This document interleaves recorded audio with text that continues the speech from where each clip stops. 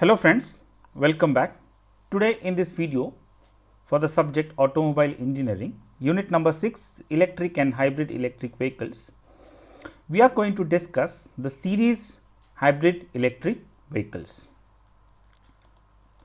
So, let us go through the contents. So, hybrid electric vehicles, we have seen the introduction in the last video, but in this video we will see or we will study series hybrid electric vehicles, so also called as SHEV. So, basically there are types of hybrid electric vehicles. So, which are, so this is BEV. Now, BEV means what? Battery electric vehicles. EREV means extended range electric vehicles. This is plug-in hybrid. So, if you see most of the high end hybrid electric vehicles, they are plug-in hybrid, means the battery can be charged with the external source, and this is again hybrid electric vehicle. So, today's lecture we will discuss the series hybrid electric vehicles. Now, let us see in the construction, you can clearly see that the hybrid electric vehicle that is the series one. So, how it is called as series? Now, you can see this is the conventional IC engine. This IC engine is connected to the generator. So, generator will produce electricity, and that electricity with the help of this converter will be given, or that is the inverter will be given to the electric motor. This electric motor is again connected to the drive wheels. Now, if the required amount or the power required by the vehicle is less, then the surplus amount of electricity will be used to charge this battery, and if there is more demand, then the battery as well as this engine will supply power to this motor. So, there is only one connection. This engine can work on optimum working conditions at maximum efficiency to produce this electricity. Once electricity is produced, with the help of inverter, these motors can be operated, that is the traction motors attached to the rear wheels. So, you can see this is the dotted lines are the electric power and direct lines are the what we say the mechanical power. So, here only mechanical power is the gearbox, that is the differential gearbox, and this engine to generator coupling. So, that is the only mechanical connection. So, in this diagram also you can clearly see the electric motor is that is the traction motor, the batteries, the generator,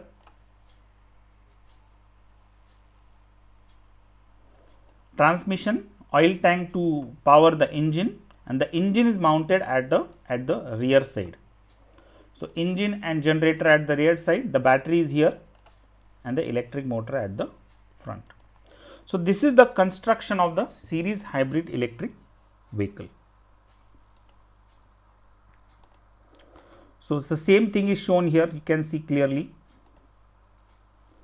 So, the drive power, the mechanical, the electric one, the green color. So, engine and the generator will produce power which is given to this inverter. Now, inverter will give power to the electric motor, and if the surplus is used to charge this battery, and as I told you that in high power conditions, this motor, that is the battery and the engine which produces electricity, both the power are supplied to the rear wheels. So, here only the engine and generator you have the mechanical connection, and motor and the rear wheels. So, these are the only mechanical connections. You can see this block diagram, the block diagram of series hybrid. So, reservoir is what? The fuel tank, that is the diesel tank or petrol tank, which is used to fire this engine. This engine will generate electricity with this generator, and this charger, you can see this charger is connected to the battery also, the converter also, that is the flywheel or the capacitor, what we can say, which is used to charge this battery, and this converter, that is AC to DC converter, is given. So, DC power is given to this DC electric motor, and which is in turn driving this rear wheels. So, as and when the demand increases, the battery as well as so this battery will also supply the power by this path, and similarly the engine will also supply the power by this path, and this converter will take care of that depending upon the loading conditions.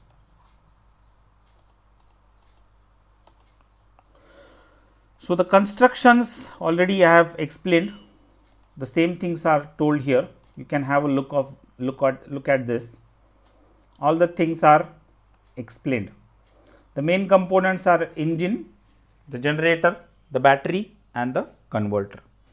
The best examples of hybrid electric vehicles are, so series hybrid electric vehicles are used since long time. The best example is the diesel electric locomotive. The diesel engines used in railways are the best examples of series hybrid electric.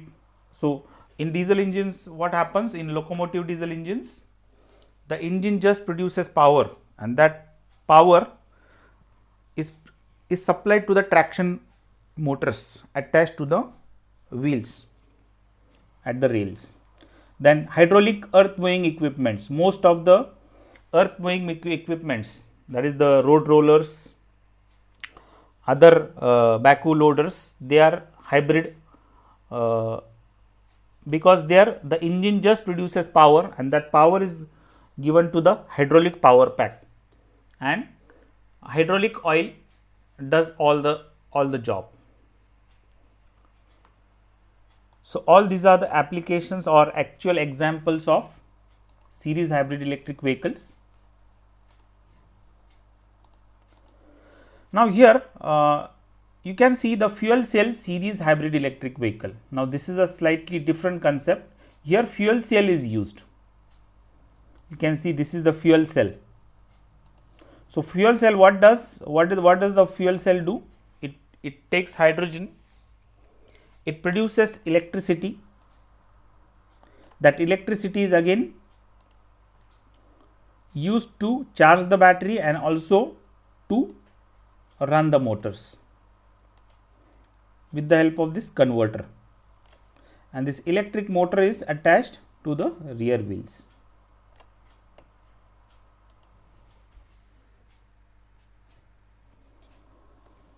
So, this is an example of fuel cell series hybrid electric vehicles.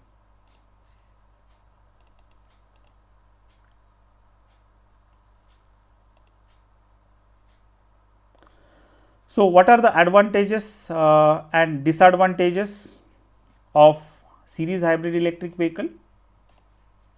So, let us go through that.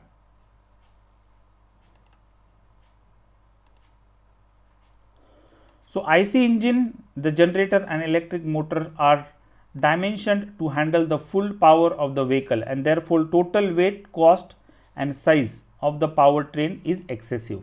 The biggest drawback of hybrid electric vehicle, series hybrid electric vehicle, is the cost increases because it has an engine, it has a generator, it has a motor, it has a battery, and the weight and cost of all the system increases. The power from the combustion engine has to run through both the generator and electric motor during long distance highway driving. The total efficiency is inferior to the conventional transmission due to the several energy conversion. Now, here what happens? One form of energy is converted into other form of energy. So, because of this, it has a poor transmission efficiency and in long runs, because it has to undergo several conversions. So, heat energy is converted into electric energy is again stored in the battery and it is again given to the traction motor. Again, motor is also having its own efficiency, and likewise right from the beginning the overall efficiency reduces. Advantages: there is no mechanical linkages of the combustion engine to the wheels. The engine generator group can be located anywhere. So engine can be located anywhere. It does not, it should not be such that only at the front. It can be located anywhere. There are no conventional mechanical transmission elements such as the gearbox, transmission shaft. So this will reduce the weight, noise and vibrations. The combustion engine can operate at narrow RPM, ranging for most efficient range even as the car changes speed. So even if the car will change the speed, as in conventional engines, there is change in the RPM of the engine. So what happens? The thermal efficiency of the engine continuously varies. So here that is not the case, because the engine continuously operates at a dedicated speed, that is RPM. And even if the speed of the car varies, the engine is running at a constant RPM. So it can deliver a good efficiency. So series hybrids are most efficient during stop and go in city driving. So this is the best option for city driving conditions.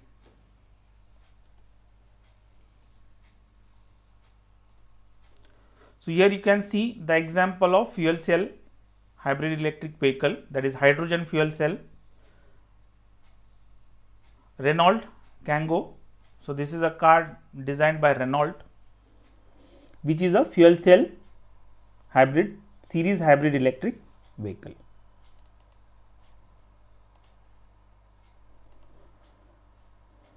So these are the references. Thank you friends. Thank you very much.